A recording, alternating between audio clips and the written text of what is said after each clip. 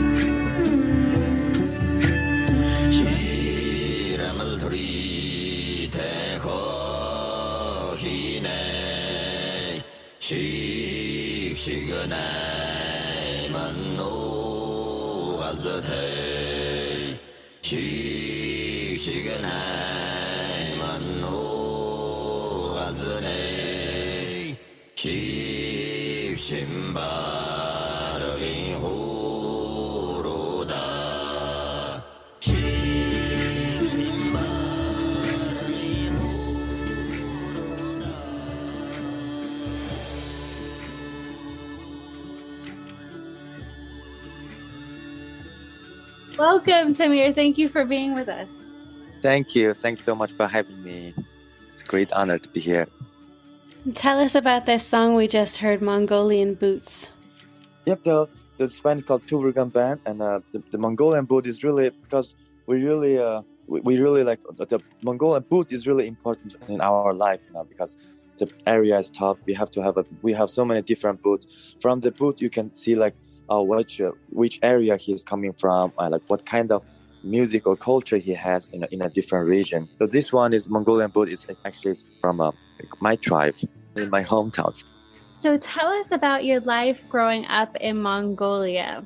So I pretty much grew up in a grassland. Like my family said, traditionally we're herding sheep and herding horses. Because my parents also musicians, they're singers. They have to like touring around. So I pretty much grew up with a lot of my grandparents, and that's why I said I think I started to because of my parents also a musician, so I started to like learning music from their coworker, or I think I got influenced by their music, and that's how I started learning music. And also my music root is basically because of grassland, it's all about imitation of the surrounding area, and that's why I started learning throat singing and horse-eye fiddle and this traditional Mongolian instrument. It's interesting that you should say that, because I tend to think of the singing as sounding very shamanic. Another thing that I think of when I think of Mongolia, besides the singing and the shamanic nature of that singing, is warriors. The Mongolian music definitely have some connection with the shamanism and also the feeling, because our traditional religion is also shamanism, and because it's come from your worship for nature, because we really believe the mountains and grassland is our true God and things like that. So we always like really like worship for natures. I think that's why a lot of music is pretty connecting with the nature, and also that's why I feel like really shamanism. So there's a for the warrior, yeah, there's a lot of songs and something. It feels like a kind of like for the warrior sound, or the sound is similar to like warriors. But actually, there's a not many songs or like music is about warriors actually. Do you remember your grandparents using herbal medicine, teas, and that sort of thing? They smoke tobacco sometimes. Yeah, That's but definitely herbal yeah. medicine of sorts. Yeah, but the for in sense of for the or spiritual feeling, the throating itself has a spiritual feeling already. Like when you do the sound, like it's so calm and you can do a longer time. And it make you like can meditate or anything like can be done much longer. Have you ever tried to meditate with throat singing or? I've actually attempted throat singing many times. Yeah, Okay, I think I awesome. can get some of the resonance, but not the circular breathing. So, can you talk about the mind body spiritual philosophy behind the singing itself and how the music has been traditionally used? Yeah. So the throat singing basically just like the Mongolian people, nomad tribe. We have a lot of live herding sheep or horses. So when people started, they can make to try to just imitate the animal, such as the basic one we call shaha, which is like basically you just imitate the sheep. Like in a little bit the sound, the sound will be like this. So this is the basic, like kind of like you imitate the sheep sound. Or like there's also like you can imitate the camel after losing her calf, or the cow sound. It'll be like oh. So this is the kind of like people started like imitating the surrounding area, nature, and then people develop the different sound like such as imitation of the river or imitation of sky, and that's how it started. I'm wondering then, does it go beyond imitation to actually connect? Yeah, totally. There's a interesting example, like when you do the lower, what we call hargana, the one I just demonstrated for the imitation of cow. If you're singing for the cow, like usually, like, literally, all the cows will come for you and just try to listen. And I find that really interesting. It feels like maybe that's their language or something. And there's a lot of animal can listen to sound they find interesting. They will look at you and stuff. Do you have any memories of being a kid and feeling like you were talking with them? Yeah, I mean, I always had like talking because I live with so many sheep, and when I was a kid, I often go for herding sheep and follow them. I mainly usually spend all day with them, and of course I've talked to them all the time. I mean, I feel like they understand me. Do you have siblings? I don't have a sibling. I'm a only child. I usually like the Mongolian has many kids, but I'm the special. I'm the only child because of my parents are musician, they didn't have time for like another kid or something. Yeah. Yeah. So did you ever think of any other career or was it always music? I mean, I think I started a lot of career before I was kid, but when I started to doing, I just kept going with this one because somehow I think I got to find the really good energy from this one. And when did you know that you wanted to study in America? That was like 2012. I was here touring with my traditional band called Zamp. It's a Mongolian band, traditional music band. And at that time, I started to, when I was touring in America, we were touring New York and Kentucky and those areas. I found really interesting people here playing jazz, blues, and they play like, improvising stuff. And I find it really interesting. I want to learn this. That's why I decided to just come here to learn it and then just try it out. And that time, I don't even speak English. Because you don't speak the language, it was hard to like communicate with people. You don't understand what's going on. But after a couple months, I feel better. I understand it, and then I find like audience who are interested in traditional Mongolian music.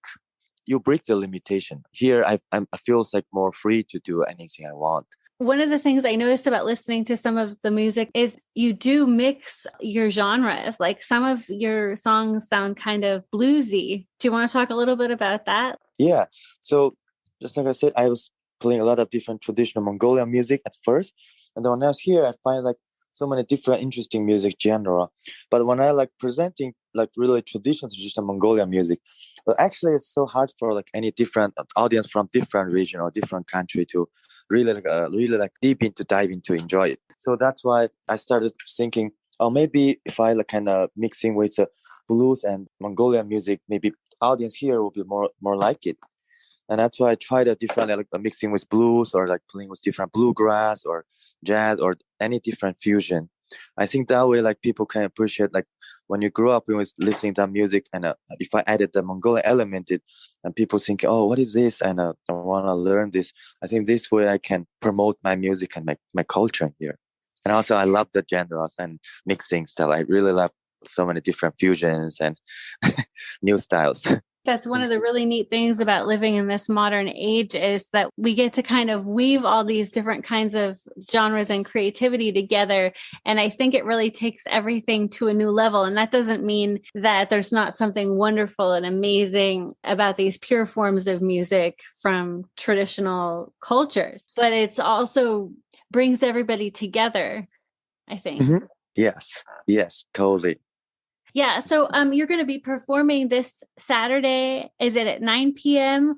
alongside Salieu Suso with Phoebe Legere as the MC, as part of the Festival of Possibilities brought to us by the Foundation for New American Art? Yes. So what are you going to be doing, and how did you get involved with the festival? I bring a lot of different traditional Mongolian instrument, with some lute, and I was playing some different region, traditional Mongolian and Tuvan routine. Also have some fusion, modern music genre with them. And how did I know? How did I involved in this? Because I have a friend called Andrew. He was a researcher in the United States. He just researched about Mongolian music, and we met in conferences. And he introduced me to Phoebe. And then he has a festival, and it was great. And I really enjoyed their style and their festival styles. And that's why we just started working. This is going to be my first time in this festival. I'm really excited. That's wonderful. Wonderful. And also on Sunday, you're teaching a free class at 2 p.m. And so far, there's still a little room to sign up. It's a throat singing workshop, and it's next to the People's Bus. So that's going to be fun. Yes. Any people welcome, because they really like. Throat singing sounds maybe like, for some people it sounds like hard. Like maybe everybody actually can learn it, and even some people can make the sound in like 20 minutes or 10 minutes. We're gonna doing some, I will demonstrate different sound and different nature sound. Also, we're gonna try to learn singing too. I hope everyone can have some idea to how to sing. You really believe that everybody could learn how to do it? Yeah. Yes. Really? Yeah. That's wonderful. Totally. I need to go to the class. Very cool. Let's do it. So thank you so much, Tamir Hargana, for joining us today. Thank you so much. Thanks for having me.